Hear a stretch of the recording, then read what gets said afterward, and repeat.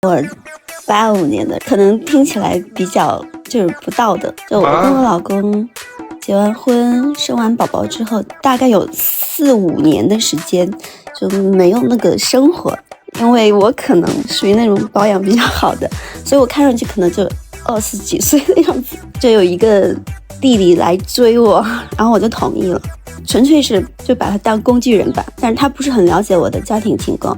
弟弟多大？97年的。97年就97年嘛，你干嘛要97年的？然后现在就是他比较黏我，然后我也不想告诉他我的家庭情况，又不想分手，就不知道怎么处理。在一起多久了？半年。然后他现在很认真，想跟我结婚这个样子。他知道你年纪吗？我跟他讲我91年的。你这一上来就跟人家下套路啊？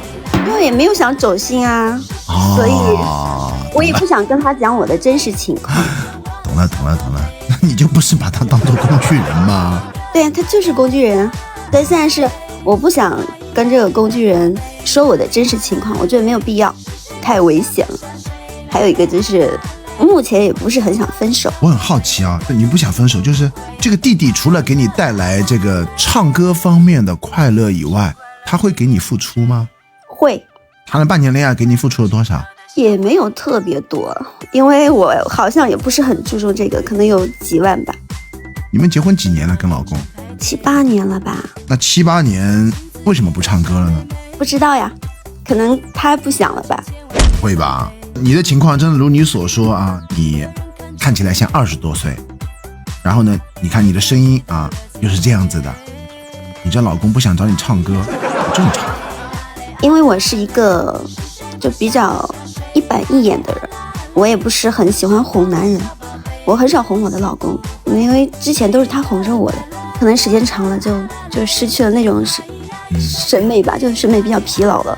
就这个问题，我想问一下，你跟你老公2个人关系为什么走到今天这个地步这么糟糕呢？我跟他关系一点都不糟糕，我们2个是3观很契合的人，平常聊天也聊得来。你说这个话，你良心不会痛吗？饭都不吃了，你告诉我这菜味道不错，你说我肚子很饱，你是在蔑视我的智商呢，还是在蔑视我的专业呢？你这睁着眼睛说瞎话吗？我鄙视你，我鄙视你，鄙视你！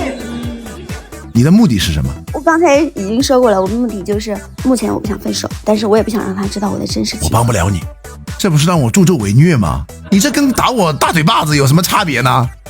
你老公真可怜，老可怜了，心疼他。他都不知道已经变成呼伦贝尔大草原了，哎，造孽！